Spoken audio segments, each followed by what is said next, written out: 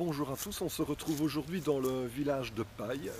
Paille, petit village du Condro liégeois, village que je connais très bien, c'est le village de mon enfance. Eh bien, on va partir pour une petite balade qui va nous amener du côté de Saint-Fontaine et je vais vous montrer exactement une des plus belles balades qu'il y a ici dans le coin.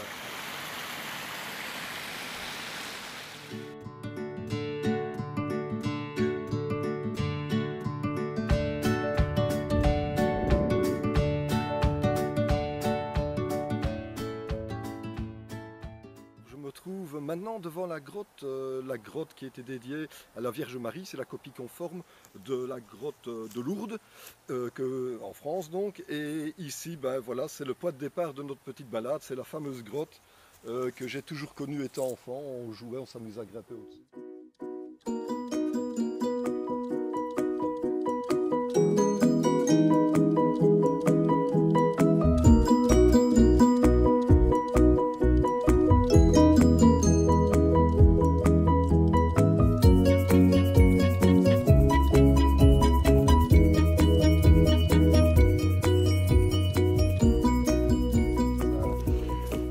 Un petit peu pour aller rechercher un des versants de la balade. Mais quelle fut ma surprise de retomber et de croiser des amis d'enfance qui étaient aussi en balade. Ils font le même chemin que moi, dans le sens contraire. Mais voilà, on s'est retrouvés juste au départ de la grotte. Ça faisait à peu près, moi je dirais une bonne vingtaine d'années qu'on ne s'était vu. Ben, le hasard parfois dans la vie. Hein. Enfin voilà, bon. Allez, on continue notre petite balade. Peut-être encore d'autres surprises plus loin.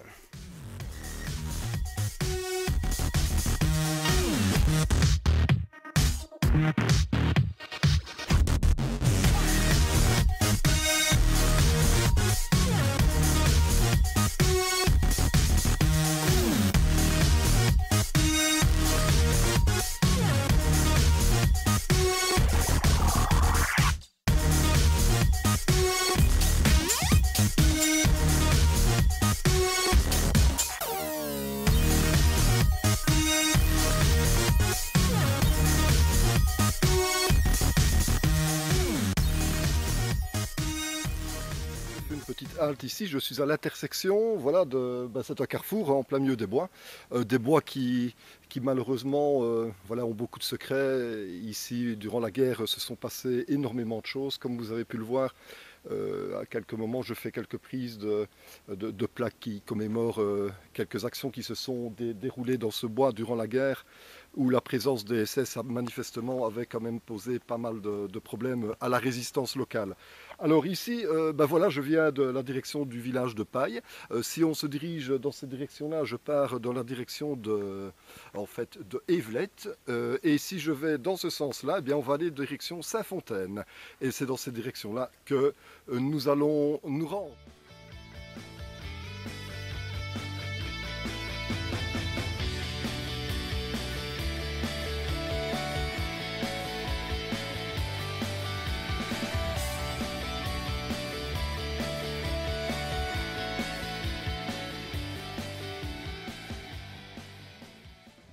De se balader sur une route romaine.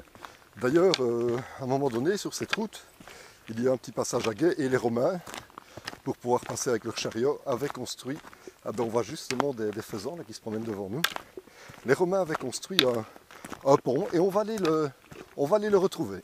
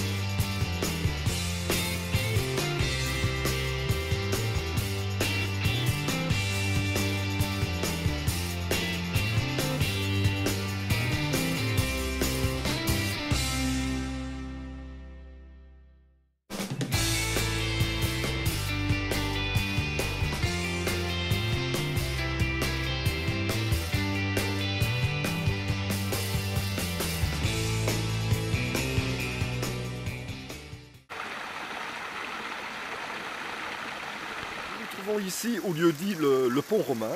Voilà, un pont romain que vous avez pu voir là-bas un petit peu plus haut, mais malheureusement on ne peut plus y avoir accès puisque c'est une zone propriété privée, entrée interdite. Avant on pouvait encore aller voir, mais maintenant c'est voilà, c'est terminé, on ne peut plus y aller.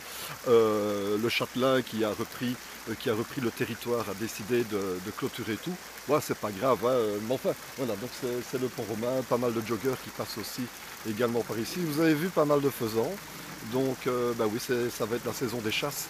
Et le châtelain voilà, a quelques élevages de faisans et manifestement voilà, ils vont bientôt subir la problématique de la chasse.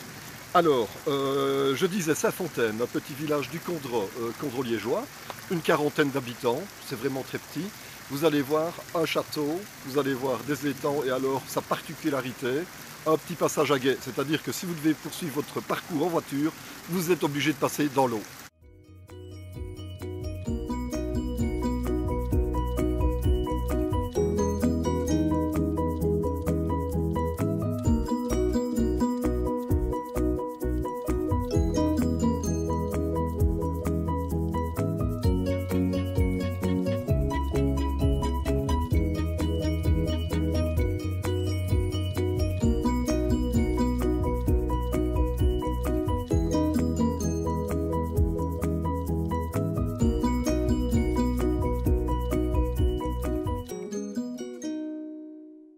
Il faut savoir qu'une légende court dans la région, et je pense que c'est plus qu'une légende d'ailleurs, puisque à l'époque il existait des pierres de liberté, et apparemment dans ce château, ou du moins dans les alentours de ce château, voilà, il y aurait une pierre de liberté. C'est une pierre, quand quelqu'un avait fauté, hein, avait commis voilà, je dirais une illégalité, le fait de toucher cette pierre, eh bien, ça lui permettait d'être gracié de tout ce qu'il avait fait.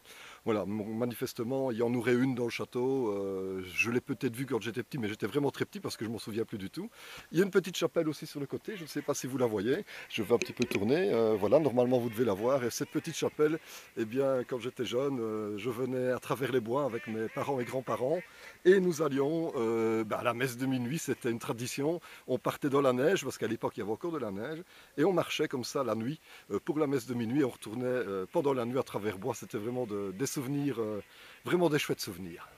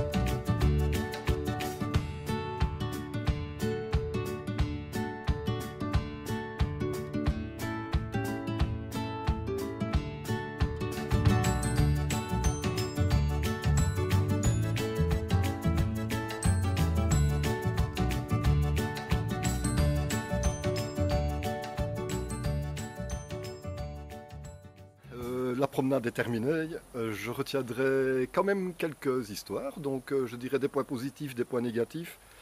Je dirais comme point positif, évidemment, la beauté du paysage, vous avez pu vous en rendre compte. Euh, les animaux qu'on a pu croiser aussi, c'est quelque faisant. Le fait de retrouver des anciens amis, toujours des amis, mais des gens que je n'avais plus vus depuis au moins 30 ans, donc ça fait toujours bien plaisir de se revoir, surtout sur notre terre, on va dire comme ça.